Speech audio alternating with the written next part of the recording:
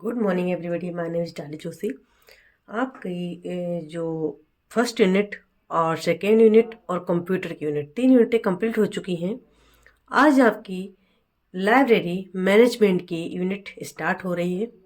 इसमें आपके 1000 क्वेश्चन मिलेंगे और ये जो क्वेश्चन होंगे ये सारे आपके जो भी एग्ज़ाम्स हैं, सेकेंड ग्रेड का है भी और थर्ड ग्रेड एनगीएस केवीएस डीएसएसपी जो भी एग्ज़ाम्स हैं उनमें हेल्पफुल है।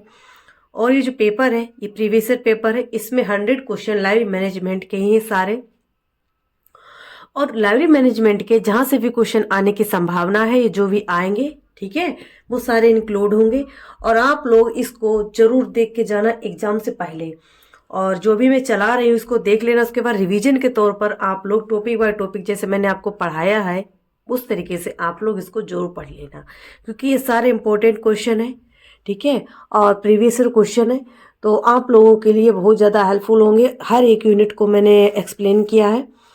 स्टार्ट करते हैं अपना पहला क्वेश्चन। मैड लार्स किस वर्ष लॉन्च हुआ था? 1963, 1964, 1968, 1973। जो मेडलार्स है किस वर्ष लॉन्च हुआ था? ये लॉन्च हुआ था 1968 ठीक है। 1968 में क्या हुआ था? ये लॉन्च हुआ था। तो इसका राइट आंसर क्या हो जाएगा? सी ठीक है। अगला question, question number 2। Question number 2 में क्या है? सार्वजनिक पुस्तकालय के प्रमुख आय के स्रोत क्या हैं? What are the main source of income for public library? Library fee, library cess या लाइब्रेरी डोनेशन या नॉन ऑफ द एबव? तो जो सार्वजनिक पुस्तकालय होते हैं उनकी आय का प्रमुख स्रोत क्या होता है? किस तरीके से वो लोग अपना जो भी बुकें होती हैं या जो भी अरेंजमेंट होते हैं किस तरीके से होते हैं पब्लिक लाइब्रेरी में? तो पब्लिक लाइब्रेरी कौन सी है हमारी? राजा राम मोहन राय लाइब्रेरी ठीक है। राजा राम मोहन लाइब्रेरी के जैसे कुछ प्रकाशन है, जैसे टैगोर हो गई ठीक है, ये किसका है? तो राजा राम मोहन लाइब्रेरी। स्थापना 1972 में हुई थी ठीक है। इनसे क्वेश्चन बनते हैं कि एक फंड कहाँ से प्राप्त करते हैं? तो इनका फंड क्या है? लाइब्रेरी सेज ठीक है। तो इसका राइट आंसर हो जाएगा हमारा 2 ठीक है। राइट आंसर क्या हो जाएगा? 2 ठीक है, लाइब्रेरी सेज।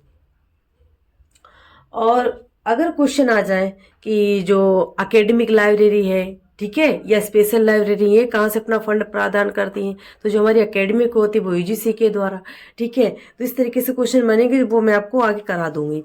अगला क्वेश्चन देखिए, क्वेश्चन नंबर 3। क्वेश्चन नंबर 3 में क्या है कि भारत के लिए किसने पुस्तकालय विकास योजना बनाई थी? Who prepared library development plan for India? Ranganathan, bills या डब्ल्यू ए वॉर्डन? उपयुक्त में से कोई नहीं।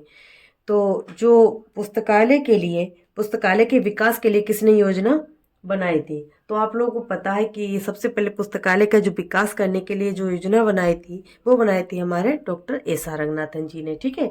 उन्हें पुस्तकालय का पितामह भी कहा जाता है। अगला क्वेश्चन देखिए, अब रंगनाथन से क्वेश्चन, जो भी रंगनाथन से जैसे इनकी रचनाएं जो थी वो भी मैंने आपको करा दी हैं। और इनकी कितनी पुस्तकें हैं, जैसे 5 लॉस हो गया, ट्रिपल सी हो गया, CC, prolegomena to library classification, element to library classification, ये क्या है? इनकी बुकें हैं, किस सन में आई थी वो सने भी मैंने आपको बताया। जैसे हमारी 5 लॉस हो गई, 5 लॉस का प्रकाशन कब हुआ, इसका प्रतिपादन कब हुआ, सूत्रपात कब हुआ? तो 5 लॉस से भी मैंने जितने भी क्वेश्चन टॉपिक बन रहे थे वो सारे कंप्लीट कर। जैसे 5 लॉस का सूत्रपात 1924, प्रतिपादन 1928, उसका प्रकाशन 1931 ठीक है। उसी तरीके से हमारा ट्रिपल सी 1934, इसके कितने एडिशन आ चुके हैं? तो 5। और ये वाला कॉलन क्लासिफिकेशन इसका 7। लास्ट में किसने किया था इसका? तो गोपीनाथ थे ठीक है। इनके 3 शिष्य थे, नील मेघन थे। तो इस तरीके से जो क्वेश्चन बनते हैं ना इंपॉर्टेंट वो मैंने सारे कंप्लीट करा दिए। क्वेश्चन बाहर नहीं जाएगा। ये सीरीज आप लोगों ने फ्री ऑफ कॉस्ट चल रही है, आप लोग ज्वाइन करके देखिए। फ्री ऑफ कॉस्ट चले, इसको अगर आप ज्वाइन करके देखते तो आपको काफी लाइफ साइंस स्ट्रॉन्ग हो जाएगा। क्वेश्चन आएगा तो आप लोग उसको अटेंड जरूर कर लेंगे ठीक है। अगला क्वेश्चन देखिए, क्वेश्चन नंबर 4। क्वेश्चन नंबर 4 में क्या है कि सेल्फ लिस्ट शब्द किससे संबंधित है? The term shelf list is related to classification, cataloguing, या बोथ ए एंड बी, या नॉन ऑफ द अबव। जो सेल्फ लिस्ट है शब्द किससे संबंधित है? तो इसका संबंध किससे है? तो जो हमारी सेल्फ लिस्ट है इसका संबंध किससे है? हमारा क्लासिफिकेशन से भी है और कैटालॉगिंग से भी है। तो इसका राइट आंसर क्या हो जाएगा? तो इसका राइट आंसर हो जाएगा हमारा सी। ठीक है, इसका राइट आंसर क्या हो जाएगा? सी। ठीक है, क्या हो जाएगा? सी इसका राइट आंसर। अब जैसे सेल्फ लिस्ट के बारे में मैं आपको कुछ बता देती हूँ, क्योंकि सेल्फ लिस्ट से अगर क्वेश्चन आएगा तो आप लोग कर लेना। ठीक है, क्वेश्चन नंबर 4। क्वेश्चन नंबर 4 में क्वेश्चन नंबर 4 में जैसे पूछा जाए कि जो हमारा सेल्फ लिस्ट है,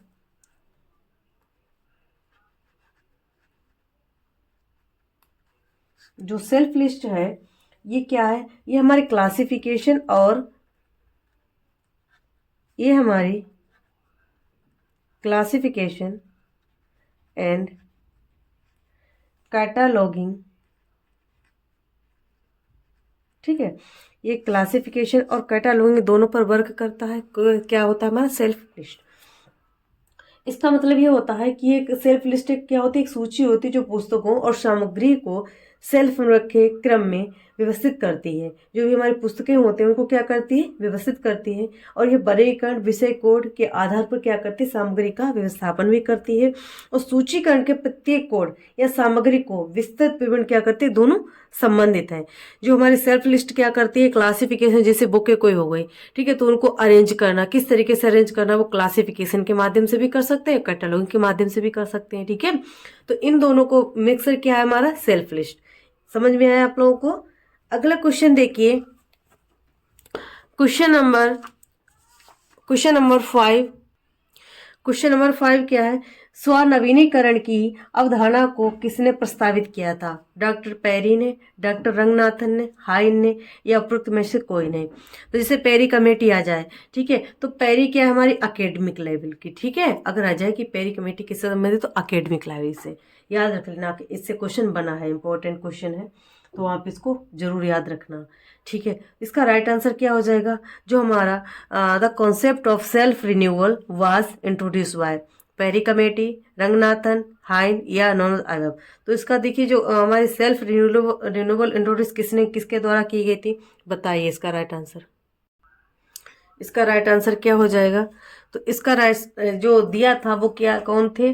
स्वनवीनीकरण, तो वो थे हमारे जॉन डब्ल्यू गार्डन। ठीक है, तो इसमें ना तो गार्डन नहीं, तो इसका राइट आंसर क्या हो जाएगा? डी। ठीक है, तो जो सेल्फ रिन्यूअल अगर पूछा जाए कि जो सेल्फ रिन्यूअल है, ठीक है, स्वनवीनीकरण, सेल्फ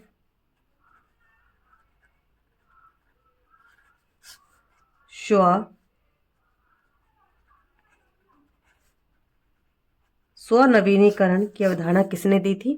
तो वो दी थी हमारे गार्डन ने। ठीक है, किसने दी थी? JW Gardner. ठीक है, और कब दी थी? तो 1963 में। कब दी थी? तो 1963 में दी थी। किसने दी थी? सेल्फ रिन्यूअल की अगर पूछा जाए कि सेल्फ रिन्यूअल की स्वनवीनीकरण की अवधारणा किसने दी थी? JW गार्डनर ने दी थी। कब दी थी? 1963 में। ठीक है, अगला question, question number 6। Question number 6, श्रम का विभाजन का एक सिद्धांत है। Division of labour is one of the principles of scientific management, administration, labour, या नॉन ऑफ द अबव। इसका राइट आंसर क्या हो जाएगा? तो जो हमारा श्रम विभाजन है, श्रम का विभाजन, ये किस सिद्धांत पर आधारित है? तो ये हमारा किस पर आधारित है? वैज्ञानिक पर। ठीक है, वैज्ञानिक प्रबंधन पर आधारित, यानी साइंटिफिक मैनेजमेंट पर आधारित है। इस जो श्रम विभाजन है इसका वैज्ञानिक प्रबंधन के सिद्धांतों में से एक है, और जिसका उद्देश्य क्षमता बढ़ाने और कार्यों को विशेषताओं के आधार पर व्यक्तियों के बीच विभाजित करना ही इसका उद्देश्य होता है। ठीक है, तो श्रम विभाजन का उद्देश्य क्या होता है कि जो हमारे वैज्ञानिक सिद्धांत हैं उनका उद्देश्य और क्षमता बढ़ाना। उनका उद्देश्य क्या होता है?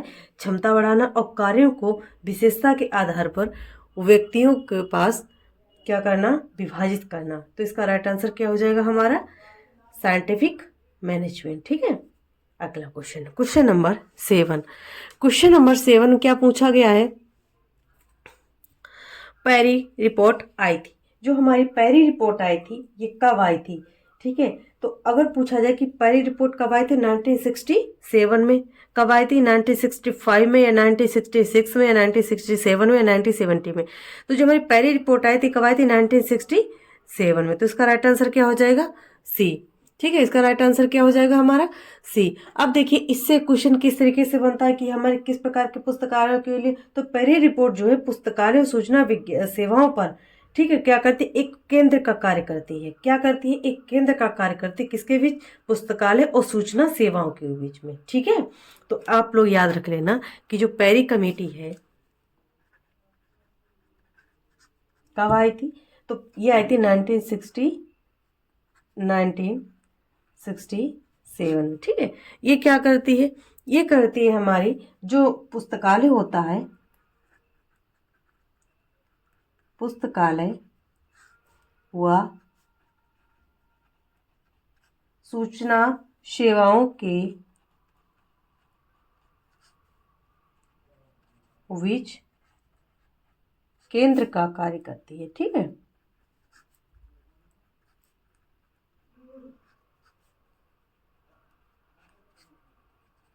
कौन करती है? तो पेरी रिपोर्ट। ठीक है, अगला question, question number 8। MIS stand for manager in system, management information system, management in service, master information system. बताइए इसका राइट आंसर क्या हो जाएगा? MIS, इसका राइट आंसर क्या होगा? इसका राइट आंसर हो जाएगा management information system, management information system. ठीक है, तो इसका राइट आंसर क्या हो जाएगा? Management information system, V. ठीक है, 8 का वी। ये क्या करता है? ये प्रबंधन के निर्णय लेने और संचालन को कुशल बनाने के लिए आवश्यक जानकारी प्रदान करता है। क्या करता है? हमारे जो प्रबंधन होते हैं, प्रबंधन के निर्णय लेने में और संचालन को जो कुशल बनाने के लिए आवश्यक सा जानकारी प्रदान कौन करता है? तो हमारा करता है मैनेजमेंट इंफॉर्मेशन सिस्टम। ठीक है, अगला क्वेश्चन, क्वेश्चन नंबर 9। प्रबंधन ग्रिड को यह भी कहा जाता है, जो हमारी मैनेजमेंट ग्रिड है is also called primary grid, leadership grid, या बोथ ए एंड बी, या नॉन ऑफ द एबव। जो हमारी प्रबंधन ग्रिड है इसको क्या कहा जाता है और किस नाम से भी जाना जाता है? इसको जाना जाता है हमारा लीडरशिप, किसके नाम से जाना जाता है? ये हमारा जाना जाता है लीडरशिप ग्रिड के नाम से। और हमारे किस नाम से जाना जाता है? प्राइमरी ग्रिड के भी नाम से जाना जाता है। ठीक है, तो इसका राइट आंसर अगर आपको पूछा जाए तो हमारा क्या हो जाएगा? लीडर ग्रिड के माध्यम से। ठीक है, तो इसका राइट आंसर क्या हो जाएगा? वी। मैनेजमेंट ग्रिड किसके नाम से जाना जाता है? तो लीडर ग्रिड के नाम से जाना जाता है। अगला question, question number 10। Question number 10, संसाधन सहभागिता एक भाग है पुस्तकालय सहयोग का, पुस्तकालय गाइड का, पुस्तकालय मित्र का, उपयुक्त में से कोई नहीं। Source sharing is a part of library cooperation, library guide, library friends, all none of the above. तो इसका राइट आंसर बताइए क्या हो जाएगा? तो जो हमारा रिसोर्स शेयरिंग क्या है? Library cooperation. ठीक है, इसका राइट आंसर क्या हो जाएगा? ए। अगला क्वेश्चन, क्वेश्चन नंबर 11, विस्तार सेवा के रूप में form of extension service. Extension service कितने प्रकार की होती है? 2 प्रकार की। ठीक है, एक हमारी वर्बल और नॉन वर्बल। एक होती है दृश्य, एक होती है श्रव्य। ठीक है, दृश्य में क्या आ सकता है? जैसे हमारे अखबार हो गए, न्यूज़पेपर हो गए, बुक हो गई, एटलस हो गए। एक होता है श्रव्य जिससे हम सुन सकते हैं। ठीक है, तो जैसे टेप रिकॉर्डर हो गया, ऑडियो वाला हो गया। ठीक है, या हमारे जैसे अंध विकलांगों के लिए जो हमारा टेप रिकॉर्डर चलता है उस तरीके से, टीवी हो गई, कैमरा हो गया, इस तरीके से हमारे क्या है जो हमारे जो हमें सुनाई दे, स्पीकर हो गया, वो हमारे क्या है? श्रव्य और दृश्य जिसके हम पढ़ सकते हैं। ठीक है, अगला question, question number 12, post Corp प्रबंधन के डॉट का संक्षिप्त रूप है। Post Corp is an acronym of management elements principles system structure. क्या है हमारा, तो जो हमारा पोस्ट कॉर्प क्या है, हमारा प्रिंसिपल्स हैं या एलिमेंट्स हैं या सिस्टम्स है या स्ट्रक्चर है। इसका राइट आंसर क्या हो जाएगा, जो पोस्ट कॉर्प है ये हमारा क्या है, ये हमारा क्या है, तत्व है यानी एलिमेंट्स हैं या प्रिंसिपल्स हैं या प्रणाली है, ये हमारे स्वरूप है। बताइए आप लोग इसका राइट आंसर क्या होगा। इसका आंसर एलिमेंट्स या प्रिंसिपल्स। जो हमारा पोस्ट कॉर्प है ये क्या है, प्रिंसिपल्स है, ठीक है। और ये क्या है कि जो भी हमारा पोस्ट कॉर्प है, पूछा जाए कि पोस्ट कॉर्प दो लोगों के द्वारा दिया गया था, आर वी किसके द्वारा जोड़ा गया या पोस्ट को सिर्फ किसके द्वारा दिया गया था, तो इनसे क्वेश्चन बनते हैं, ठीक है। अगर खाली पूछा जाए कि पोस्ट कॉर्प किसके द्वारा दिया गया, तो हमारे लोथर गुलिक जी थे, ठीक है। लोथर गुलिक और उर्विक के द्वारा दिया गया था। अब पोस्ट कॉर्प से कुछ क्वेश्चन बनते हैं, जिसे मैं आपको बताती हूँ कि जिससे पोस्ट का मतलब क्या होता है, पी से प्लानिंग, ओ से ऑर्गेनाइजेशन, एस से स्टाफिंग, डी से डायरेक्शन, को से कोऑर्डिनेट, आर से रिपोर्टिंग, वी से बजटिंग। ये क्या है, हमारे पोस्ट कॉर्प के प्रिंसिपल्स हैं, ठीक है। इनसे क्वेश्चन बनता है। तो जैसे देखिए, जैसे हमारा पोस्ट कॉर्प आ जाए,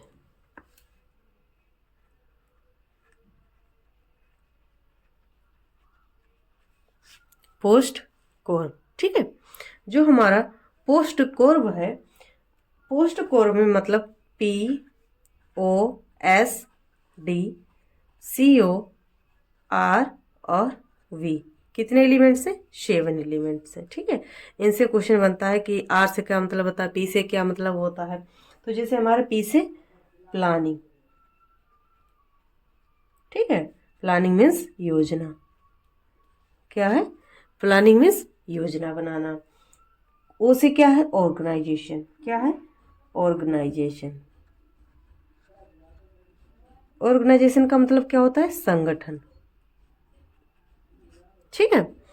और वही आ जाए स्टाफिंग, स्टाफिंग का मतलब क्या होता है, स्टाफ करना, ठीक है।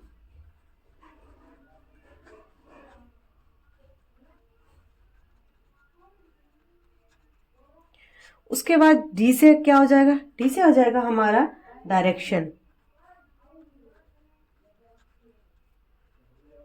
मतलब निर्देशन, ठीक है। डी से क्या हो जाएगा, डायरेक्शन मतलब निर्देशन। को से क्या हो जाएगा, कोऑर्डिनेट, क्या हो जाएगा, को, ठीक है, कोऑर्डिनेट। कोऑर्डिनेट का मतलब क्या होता है, समन्वय करना, ठीक है। उसके बाद रिपोर्ट, रिपोर्ट का मतलब क्या होता है, रिपोर्ट देना, ठीक है, रिपोर्टिंग। उसके बाद वी से बजटिंग,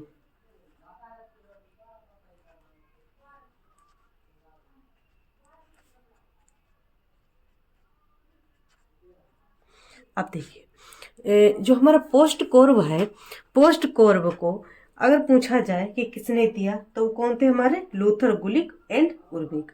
कौन थे, लोथर गुलिक, ठीक है, और उर्विक।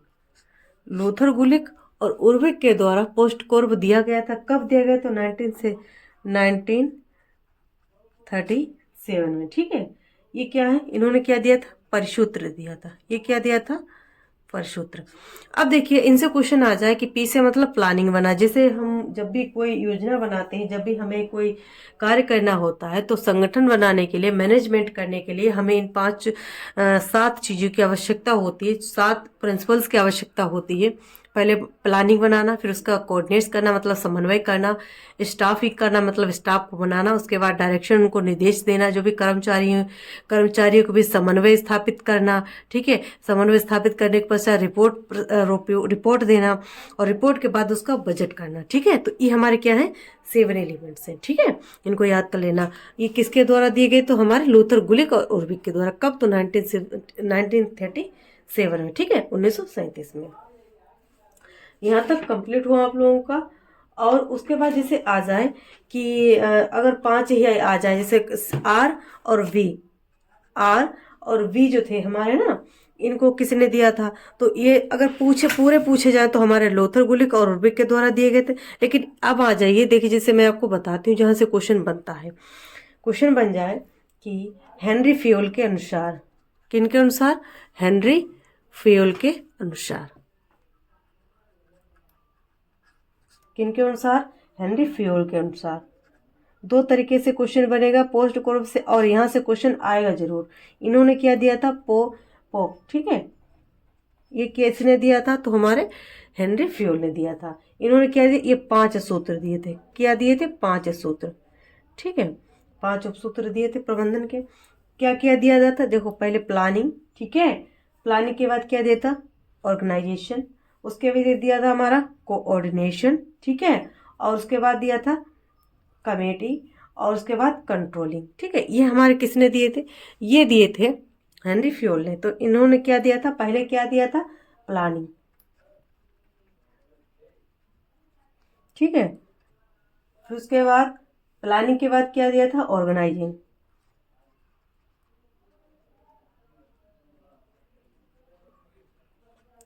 उसके बाद क्या दिया था? इसको बोलते हैं कोऑर्डिनेटिंग, ठीक है।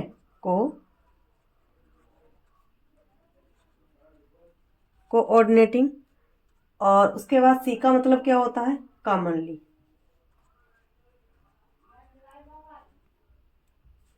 कॉमनली, ठीक है। और सी का मतलब क्या है? कंट्रोलिंग,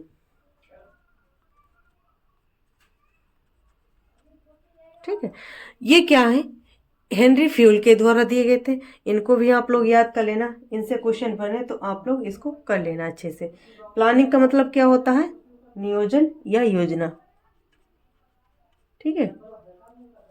और उसके बाद आपका अगर आ जाए ऑर्गेनाइजेशन मतलब संगठन, और वही आ जाए आपका कोऑर्डिनेशन मतलब सहसंबंध, समन्वय या सहसंबंध, ठीक है।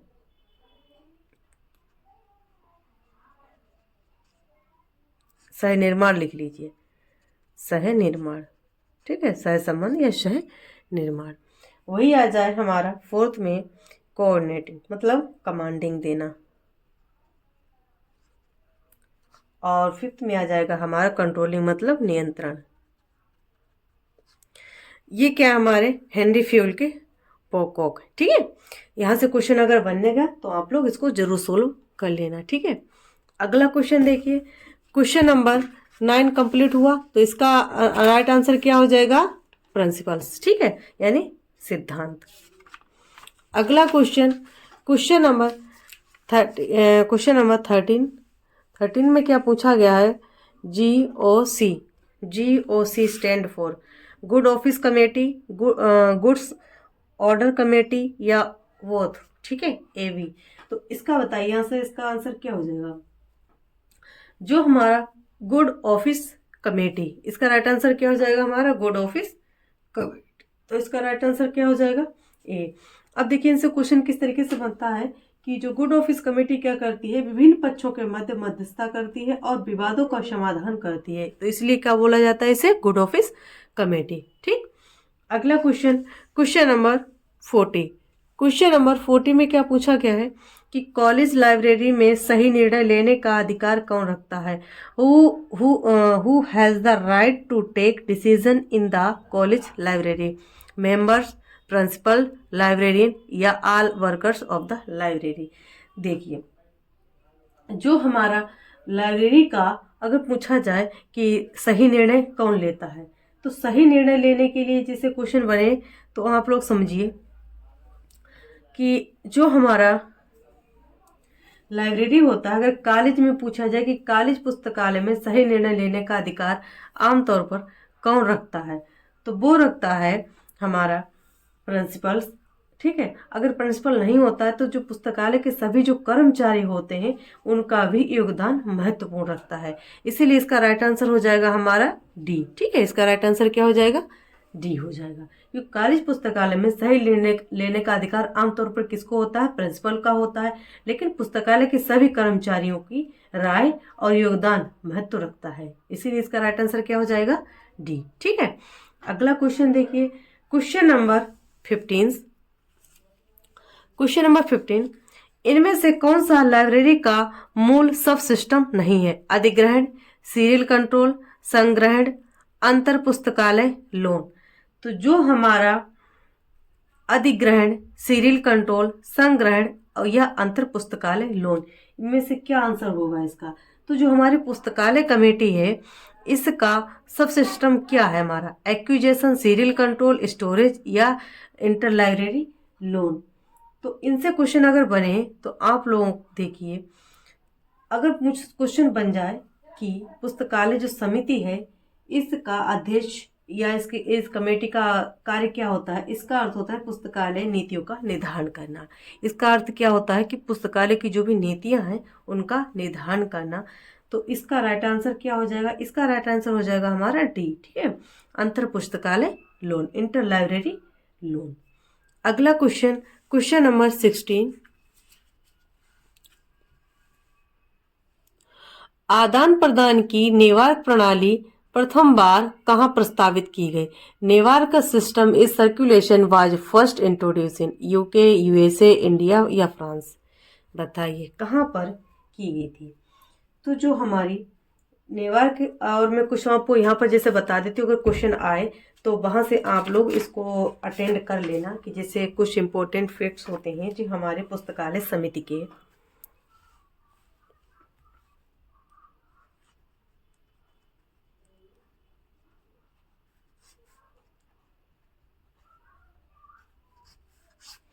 पुस्तकालय समिति के कुछ क्या होते हैं, इंपॉर्टेंट फैक्ट्स होते हैं। जैसे आ जाए कि स्कूल में पूछा जाए, ठीक है, अगर स्कूल में पूछा जाए कि स्कूल में कौन होता है, स्कूल में तो हमारा हेड मास्टर। कौन? Head master. ठीक है, वही आ जाए कि कॉलेज में, कॉलेज में पूछा जाए तो वो कौन हो जाएगा? प्रिंसिपल। ठीक है, वही आ जाए कि यूनिवर्सिटी में, ठीक है, यूनिवर्सिटी में पूछा जाए तो वो हो जाएंगे हमारे कुलपति। और वही पूछा जाए कि सार्वजनिक पुस्तकालय, सार्वजनिक पुस्तकालय में, ठीक है, जहां से भी क्वेश्चन बनेगा मैं आपको करा दूंगी। जो सार्वजनिक पुस्तकालय की अगर पूछा जाए कि सार्वजनिक पुस्तकालय में, तो कोई भी सरकारी कर्मचारी, कोई भी हो, ठीक है, कोई भी सरकारी कर्मचारी, कोई भी सरकारी कर्मचारी इसका अध्यक्ष, ठीक है, हो सकता है इसका हेड। तो स्कूल में अगर पूछा जाए कि स्कूल में सही निर्णय लेने का अधिकार किसे होता है, तो हेडमास्टर को, कॉलेज में प्रिंसिपल को, ठीक है, और वही कॉलेज में प्रिंसिपल को भी और लाइब्रेरियन को भी, जो उसका लाइब्रेरियन होता है। वही आ जाए यूनिवर्सिटी में तो उसका कुलपति, ठीक है, पुस्तकालय समिति का अध्यक्ष होता है। और अगर सार्वजनिक पुस्तकालय की कही जाए कि इसका समिति का अध्यक्ष कौन हो जाएगा, तो कोई भी सरकारी कर्मचारी। ठीक है, यहाँ तक क्वेश्चन कंप्लीट हुआ। अगर क्वेश्चन आ जाए तो आप लोग याद कर लेना। और पुस्तकालय समिति का गठन कौन करता है? तो लाइब्रेरी अथॉरिटी। ठीक है, पुस्तकालय जो समिति है, जो हमारी पुस्तकालय समिति है,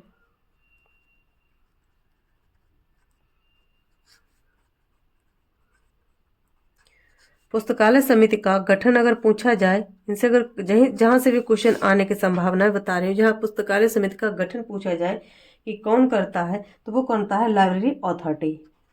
कौन करता है? तो लाइब्रेरी अथॉरिटी। ठीक है, यहाँ तक कंप्लीट हुआ आप लोगों का कि लाइब्रेरी अथॉरिटी क्या करती है? पुस्तकालय समिति का गठन करती है। अगला क्वेश्चन, क्वेश्चन नंबर 16, आदान प्रदान की नेवार प्रणाली प्रथम बार कहाँ प्रस्तावित की गई थी? जो हमारी आदान प्रदान की नेवार प्रणाली थी, कहाँ पर विकसित की गई?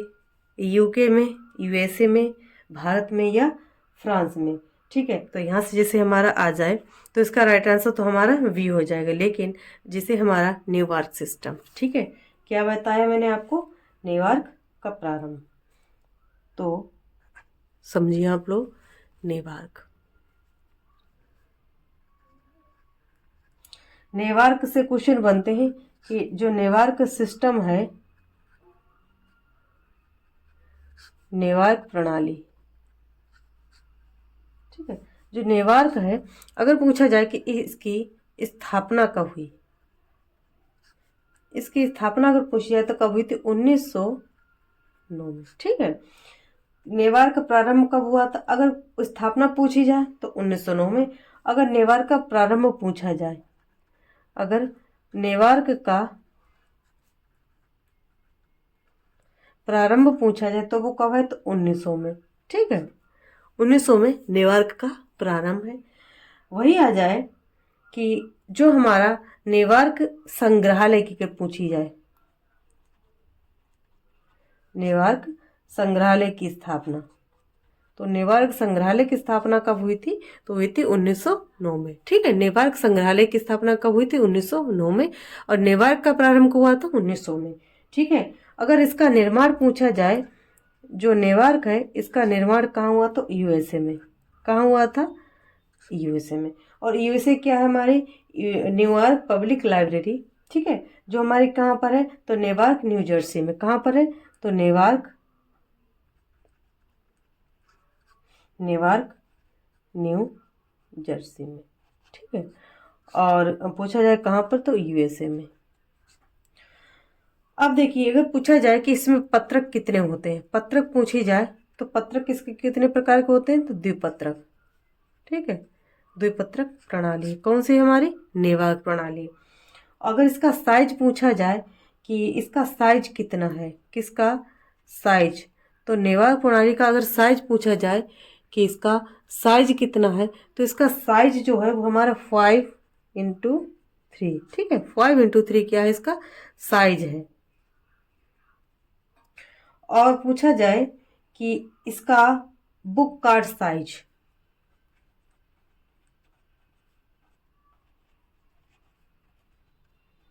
इसका बुक कार्ड साइज कितना है? तो बुक कार्ड साइज कितना है? वो है हमारा 4x2। ठीक है, ये क्या है? Book card size.